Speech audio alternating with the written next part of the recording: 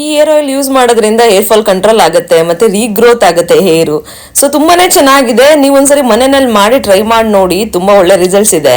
ಆಂಜನೇಯ ಸ್ವಾಮಿಗೆ ಈ ತರ ವಿಳೆದೆಲೆ ಹಾರ ಮಾಡಿ ಸೊ ಏನೇ ಪ್ರೇಯರ್ ಮಾಡ್ಕೊಂಡ್ರು ಅದು ಕಾರ್ಯಸಿದ್ಧಿ ಆಗುತ್ತೆ ಅನ್ನೋ ನಂಬಿಕೆ ನನಗೆ ತುಂಬಾ ವರ್ಷದಿಂದ ಇದೆ. ಸೊ ನಂಗೆ ತುಂಬಾನೇ ಒಳ್ಳೇದಾಗಿದೆ. ನನ್ನ ಮಗಂದು ಫಸ್ಟ್ ಡೇ ಆಫ್ ಸ್ಕೂಲ್ ಇವತ್ತು. ಸೊ ತುಂಬಾನೇ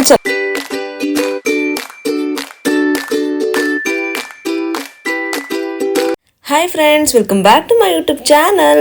ಫ್ರೆಂಡ್ಸ್, ಎಲ್ಲರೂ ಹೇಗಿದ್ದೀರಾ? ಐ ಹೋಪ್ ನೀವೆಲ್ಲರೂ ಚೆನ್ನಾಗಿದ್ದೀರಾ ಅಂತ ಭಾವಿಸ್ತಾ ಇವತ್ತಿನ ವ್ಲಾಗ್ನ ನಾನು ಸ್ಟಾರ್ಟ್ ಮಾಡ್ತಾ ಇದ್ದೀನಿ. ನಾನು ಕೂಡ ತುಂಬಾ ಚೆನ್ನಾಗಿದ್ದೀನಿ. ಸೊ ಇವತ್ತು ಬೆಳಗ್ಗೆನೇ ವ್ಲಾಗ್ನ ಸ್ಟಾರ್ಟ್ ಮಾಡ್ತಾ ಇದ್ದೀನಿ. ಬೆಳಗ್ಗೆ ಎದ್ದ ತಕ್ಷಣವೇ ಸೂರ್ಯ ನಮಸ್ಕಾರ ಮಾಡಿ ನನ್ನ ಒಂದು ದಿನಚರಿ ಸ್ಟಾರ್ಟ್ ಆಗುತ್ತೆ. ನೋಡಿ, ನನ್ನ ಮಗ ಕೂಡ ನಿಮ್ಮೆಲ್ಲರಿಗೂ ಹಾಯ್ ಮಾಡ್ತಿದ್ದಾನೆ, ವೇದಾಂತ್ ಕೂಡ. ಸೊ ಫ್ರೆಂಡ್ಸ್, ಇವತ್ತು ಬೆಳಗ್ಗೆನೇ ಎದ್ದು ಫಸ್ಟ್ ಹೇರ್ ಆಯಿಲ್ ಅಪ್ಲೈ ಮಾಡೋಣ ಹೇರ್ಸ್ಗೆ ಅಂತ ಹೇಳಿ ಸೊ ಹೇರ್ ಆಯಿಲ್ನ ಅಪ್ಲೈ ಮಾಡ್ತಿದ್ದೀನಿ. ನಾನು ಡೇ ಬಿಫೋರೇ ಅಪ್ಲೈ ಮಾಡಲ್ಲ. ಸೊ 2 hours ಅಥವಾ 1 hour ಇರುವಾಗ ನಾನು ಮಾಡಿಕೊಂಡು ಸ್ನಾನ ಮಾಡ್ತೀನಿ, ಹೆಡ್ ಬಾತ್ ಮಾಡ್ತೀನಿ. ಸೊ ಅದು ನನಗೆ ಒಳ್ಳೆಯದು. ನಾನು ಡ್ರೈ ಸ್ಕಿನ್ ಅಲ್ವಾ, ಅದರಿಂದ ಲಾಂಗ್ ಟೈಮ್ ಬಿಡೋದಿಲ್ಲ ನಾನು. ನೋಡಿ ಯಾವ ಥರ ಇದೆ ಅಂತ. ಹೇರ್ ಆಯಿಲ್ ಇದು ಮನೆಯಲ್ಲೇ ಪ್ರಿಪೇರ್ ಮಾಡಿರೋದು. ಸೊ ನಿಮ್ಮೆಲ್ರಿಗೂ ಗೊತ್ತು, ಹಿಂದಿನ ವ್ಲಾಗಲ್ಲಿ ನಿಮ್ಮೊಟ್ಟಿಗೆ ನಾನು ಶೇರ್ ಮಾಡ್ಕೊಂಡಿದ್ದೀನಿ. ಸೊ ಏನೆಲ್ಲ ಇಂಗ್ರೀಡಿಯೆಂಟ್ಸ್ ಹಾಕಿ ಹೇರ್ ಆಯಿಲ್ನ ಮಾಡಿದ್ದೆ ಅಂತ ನಿಮ್ಮ ಹತ್ರ ಶೇರ್ ಮಾಡಿದ್ದೆ. ಸೊ ಆ ಒಂದು ವಿಡಿಯೋ ಯಾರೆಲ್ಲ ನೋಡಿಲ್ವೋ ನೋಡ್ಕೊಂಡು ಬನ್ನಿ, ತುಂಬಾ ಚೆನ್ನಾಗಿದೆ. ನೀವು ಕೂಡ ಒಂದ್ಸರಿ ಮನೆಯಲ್ಲಿ ಟ್ರೈ ಮಾಡಿ ಆ ಒಂದು ಇಂಗ್ರೀಡಿಯೆಂಟ್ಸ್ ಎಲ್ಲ ಹಾಕಿ. ಸೊ ತುಂಬಾ ನ್ಯಾಚುರಲ್ ಆಗಿ ತುಂಬಾ ಚೆನ್ನಾಗಿ ಹೇರ್ಸು ತಿಕ್ಕಾಗಿ ಬರುತ್ತೆ. ಮತ್ತು ಹೇರ್ ಫಾಲ್ ಇಶ್ಯೂಸ್ ಮತ್ತು ಡ್ಯಾಂಡ್ರಫ್ ಆಗಿರೋರ್ಗೆಲ್ಲರಿಗೂ ಕ್ಲಿಯರ್ ಆಗುತ್ತೆ. ಈ ಒಂದು ಹೇರ್ ಆಯಿಲ್ ನನಗೆ ತುಂಬಾ ವರ್ಷದಿಂದ ವರ್ಕ್ ಆಗಿದೆ, ಆದ್ದರಿಂದ ನಿಮ್ಮ ಹತ್ರ ನಾನು ಶೇರ್ ಮಾಡ್ತಾ ಇದ್ದೀನಿ. ಸೊ ಅಪ್ಲೈ ಮಾಡಿ ಸ್ವಲ್ಪ ಮಸಾಜ್ ಕೂಡ ಮಾಡ್ಕೊತೀನಿ. 1 hour ಅಥವಾ 2 hour ಬಿಟ್ಟು ನಾನು ಹೆಡ್ ಬಾತ್ ಮಾಡ್ಕೊತೀನಿ. ನೋಡಿ ಯಾವ ಥರ ಆಯ್ತಂತ ಹೇರ್ ಅಪ್ಲೈ ಮಾಡಿ.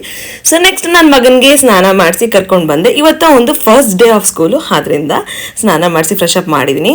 ನೆಕ್ಸ್ಟು ದೇವ್ರ ಪೂಜೆ ಮಾಡೋಣ ಅಂತೇಳಿ ಮಾಡ್ತಾ ಇದ್ದೀನಿ.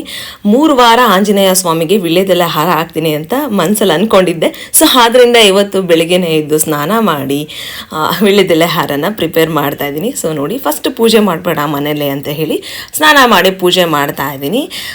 ವಿಳ್ಯದೆಲೆ ಹಾರನ ಯಾವ ಥರ ಮಾಡ್ತೀನಿ, ಅದರಿಂದ ಏನೆಲ್ಲ ಆಗುತ್ತೆ ಅದನ್ನೆಲ್ಲ ನಾನು ಇವತ್ತಿನ ವ್ಲಾಗಲ್ಲಿ ನಿಮ್ಮೊಟ್ಟಿಗೆ ನಾನು ಶೇರ್ ಮಾಡ್ತಾ ಇದ್ದೀನಿ. ನೋಡಿ, ವಿಳ್ಯದೆಲೆ ತಗೊಂಡಿದ್ದೀನಿ. 50 ವಿಳ್ಯದೆಲೆನ ನಾನು ಅಂಗಡಿಯಿಂದ ತರಿಸ್ಕೊಂಡೆ. ಮತ್ತು ಒಂದಷ್ಟು ಹೂವನ್ನು ತರಿಸ್ಕೊಂಡಿದ್ದೀನಿ. ಹೂವು ಎಲ್ಲ ಹಾಕೋದ್ರಿಂದ ತುಂಬಾ ಚೆನ್ನಾಗಿ ಕಾಣುತ್ತೆ ವಿಳ್ಯದೆಲೆ ಹಾರ ಅಂತ ಹೇಳಿ ಶಾವಂತಿಗೆ ಹೂವೆಲ್ಲ ತರಿಸ್ಕೊಂಡಿದ್ದೀನಿ. ನೋಡಿ, 50 ಅಲ್ಲ, ನಾನು ತರಿಸ್ಕೊಂಡಿದ್ದು 50 ಆದ್ರೂ ವಿಳ್ಯದೆಲೆ ಹಾರ ಹಾಕಬೇಕಾಗಿರೋದು 48 ಅಥವಾ 108 ಹಾಕಬೇಕು ಆಂಜನೇಯ ಸ್ವಾಮಿಗೆ. ಸೊ ನೋಡಿ, ರೆಡಿ ಮಾಡ್ಕೊತಾ ಇದ್ದೀನಿ ಮನೆಯಲ್ಲೇ. ಸೊ ಈ ಥರ ಮಾಡಿ ಆಂಜನೇಯ ಸ್ವಾಮಿಗೆ ಹಾಕೋದ್ರಿಂದ ನಮ್ಮ ಒಂದು ಇಷ್ಟಾರ್ಥ ಸಿದ್ಧಿ ಆಗುತ್ತೆ ಅನ್ನೋದು ನನ್ನ ಬಹಳ ವರ್ಷದ ನಂಬಿಕೆ ಅದು.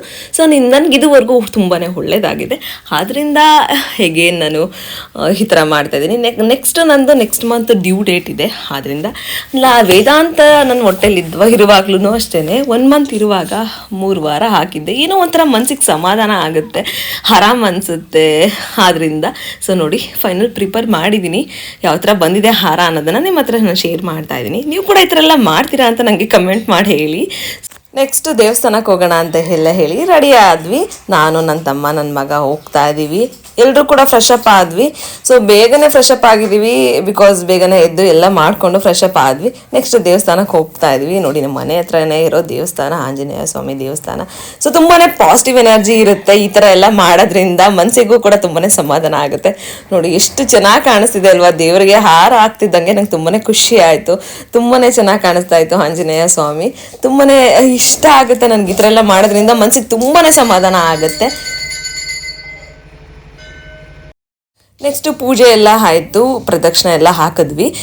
ನಾವೇನು ಕೂಡ ತಿಂದಿಲ್ಲ ಕುಡ್ದಿಲ್ಲ. ಮನೆಗೆ ಹೋಗಿ ಇವಾಗ ತಿನ್ನಬೇಕು, ಟಿಫನ್ ಮಾಡಬೇಕು. ಸೊ ಮನೆ ಕಡೆ ಹೊರಟ್ವಿ ನಾವು. ನನ್ನ ಮಗನೂ ಅಷ್ಟೇ ಇವತ್ತು ಏನೂ ತಿಂದಿಲ್ಲ, ಜಸ್ಟ್ ಸ್ನಾನ ಮಾಡ್ಕೊಂಡು ಬಂದ್ಬಿಟ್ಟ ಅಷ್ಟೇ. ಅವನು ಕೂಡ ಟಿಫನ್ ಮಾಡಿಲ್ಲ. ಫ್ರೆಂಡ್ಸ್, ಮನೆಗೆ ಬಂದಿದ್ದ ತಕ್ಷಣ ಹಿಂದಿನ ದಿನ ನಾನು ಚಿಯಾ ಸೀಡ್ಸ್ನ ನೆನೆಸಿಟ್ಟಿದ್ನಲ್ಲ, ಅದಕ್ಕೆ ಲೆಮನ್ ಹಾಕೊಂಡು ಕುಡಿತಾ ಇದ್ದೀನಿ. ಸೊ ಹಾಲು ಹೊಟ್ಟೆಗೆ ಕುಡಿಯೋದ್ರಿಂದ ತುಂಬಾ ಪ್ರಯೋಜನಗಳಿದೆ. ಸೊ ನೆಕ್ಸ್ಟ್ ಅದಾದಮೇಲೆ ನಾನು ಈ ಒಂದು ಪ್ರಿಪೇರ್ ಮಾಡಿ ಇಟ್ಕೊಂಡಿರ್ತೀನಿ ಫ್ರಿಜ್ಜಲ್ಲಿ. ನಾನು ಕ್ಯಾರೆಟು, ಬೀಟ್ರೋಟು ಮತ್ತು ಲೆಮನ್ ಎಲ್ಲ ಹಾಕಿ ಪ್ರಿಪೇರ್ ಮಾಡಿ ಇಟ್ಕೊಂಡಿದ್ದೀನಿ. ನೋಡಿ, ಕ್ಯೂಬ್ಸ್ನ ಈ ಒಂದು ಕ್ಯೂಬ್ಸ್ನ ಕುಡಿತೀನಿ ನಾನು ನಾಲ್ಕು ಅಥವಾ ಮೂರು ಕ್ಯೂಬ್ಸ್ನ ಕುಡಿತೀನಿ ಡೈಲಿ ಮಾರ್ನಿಂಗ್ ಎದ್ದು.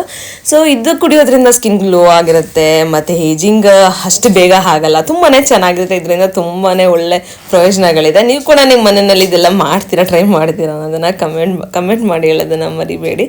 ಸೊ ನೋಡಿ ಕುಡಿತಾ ಇದ್ದೀನಿ. ಇದೆಲ್ಲ ಕುಡಿದ ನಂತರ ನನ್ನ ಮಗನಿಗೆ ಊಟ ಮಾಡಿಸಿ ನಾನು ಊಟ ಮಾಡಬೇಕು, ಟಿಫನ್ ಮಾಡಬೇಕು. ಸೊ ನೋಡಿ ನೆಕ್ಸ್ಟ್ ನಾನು ಡ್ರೈ ಫ್ರೂಟ್ಸ್ನ ತಿಂತಾ ಇದ್ದೀನಿ. ಟಿಫನ್ ಮಾಡೋದಕ್ಕಿಂತ ಮುಂಚೆನೇ ಏನೆಲ್ಲ ಡ್ರೈ ಫ್ರೂಟ್ಸ್ ತಿಂತಾ ಇದ್ದೀನಿ ಅಂತ ನಿಮ್ಮ ಹತ್ರ ಶೇರ್ ಮಾಡ್ತಾ ಇದ್ದೀನಿ ನೋಡಿ. ಅಮ್ಮ ಖಾರ ಪೊಂಗಲ್ ಮತ್ತು ಸಿಹಿ ಪೊಂಗಲ್ ಮಾಡಿದ್ದು, ನನ್ನ ಮಗನ ಫೇವ್ರೇಟ್ ಆ್ಯಕ್ಚುಲಿ ಇದು. ಸೊ ಅವ್ನು ಸಿಹಿ ಪೊಂಗಲ್ ತಿಂತಾ ಇದ್ದ, ಅವನೇ ತಿನ್ಕೊತಾ ಇದ್ದ, ನಾನೇ ಸಿಹಿ ಪೊಂಗಲ್ ತಿಂತೀನಿ ಅಂತ ಎಲ್ಲ ಹೇಳಿ. ನೆಕ್ಸ್ಟ್ ನಾನು ಟಿಫನ್ ಮಾಡೋಣ ಅಂತ ಹೇಳಿ ಅಮ್ಮ ಹತ್ರ ಹಾಕ್ಸ್ಕೊತಾ ಇದ್ದೆ. ಸೊ ಖಾರ ಪೊಂಗಲ್ ಸಿಹಿ ಪೊಂಗಲ್ ಕಾಂಬಿನೇಷನ್ ನನಗೂ ತುಂಬಾ ಫೇವ್ರೇಟು. ಆದರೆ ಚಟ್ನಿ ಇರಬೇಕು, ಚಟ್ನಿ ಇದ್ರೆ ಮಾತ್ರ ತಿನ್ನೋಕೆ ಇಷ್ಟ ಆಗುತ್ತೆ.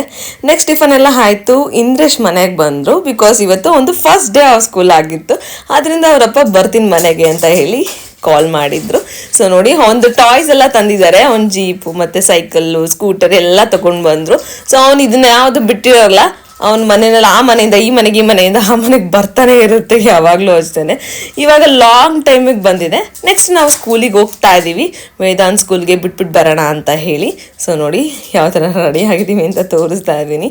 ನನ್ನ ಮಗ ಅಂತೂ ಫುಲ್ಲು ಖುಷಿಯಾಗಿದ್ದ, ನೋಡೋಣ ಯಾವ ಥರ ರಿಯಾಕ್ಟ್ ಮಾಡ್ತಾನೆ ಅಂತ ಗೊತ್ತಿಲ್ಲ ಸ್ಕೂಲ್ಗೆ ಹೋದ್ಮೇಲೆ ಹೇಗೆ ಹೇಳ್ತಾನೆ ಅಂತ. ನಮ್ಮ ಮನೆ ಹತ್ರನೇ ಇದೆ ಈ ಸ್ಕೂಲು, ಹೀರೋ ಕಿಡ್ಸ್ಗೆ ನಾವು ಅಡ್ಮಿಷನ್ಸ್ನ ಮಾಡಿಸಿದ್ವಿ ಬಿಫೋರೇನೆ. ಸೊ ನೋಡಿ ಮನೆಯಲ್ಲೇ ಇತ್ತು. ಸೊ ಸ್ಕೂಲಂತೂ ತುಂಬಾ ಚೆನ್ನಾಗಿದೆ. ಅವನು ಬಂದ, ಫೈನಲಿ ಸ್ಕೂಲ್ ಹತ್ರ ಬಂದ. ಅವನು ಕೆಳಗಡೆ ಇಳಿಯೋದಕ್ಕೆ ಯೋಚನೆ ಮಾಡ್ತಿದ್ದಾನೆ, ಹೇಗಪ್ಪ ಸ್ಕೂಲ್ಗೆ ಹೋಗೋದು ಅಂತ. ಸೊ ನೋಡಿ ಅವರಪ್ಪನೇ ಇಳಿಸ್ತಾ ಇದ್ದಾರೆ. ಅಲ್ಲಿರೋ ಮಕ್ಕಳು ತುಂಬ ಜನ ಅಳ್ತಾ ಇದ್ರು, ಫುಲ್ ನಾನು ಹೋಗಲ್ಲ ಸ್ಕೂಲ್ಗೆ ಅಂತೆಲ್ಲ ತುಂಬ ಜನ ಅಳ್ತಾ ಇದ್ರು. ಮ್ಯಾಮ್ ಎಲ್ಲ ಕರ್ಕೊಂಡು ಹೋಗ್ತಾಯಿದ್ರು ನೋಡಿ, ಫೋರ್ಸ್ಫುಲಿ ಕರ್ಕೊಂಡು ಹೋಗ್ತಾ ಇದ್ರು ಅವ್ರನ್ನ. ಫುಲ್ ಪೇರೆಂಟ್ಸ್ನೆಲ್ಲ ನೆನ್ಸ್ಕೊಂಡು ಹೇಳೋದು ಆ ಥರ ಎಲ್ಲ ಮಾಡ್ತಾಯಿದ್ರು ಮಕ್ಕಳು. ಸೊ ವೆಲ್ಕಮ್ ಎಲ್ಲ ಯಾವ ಥರ ಆಯಿತು ಅಂತ ತೋರಿಸ್ತಾ ಇದ್ದೀನಿ ನಾನು ನಿಮಗೆ ನೋಡಿ. ಸೊ ತುಂಬಾ ಬ್ಯೂಟಿಫುಲ್ಲಾಗಿ ಮಾಡಿದರು ವೆಲ್ಕಮ್ ಕೂಡ.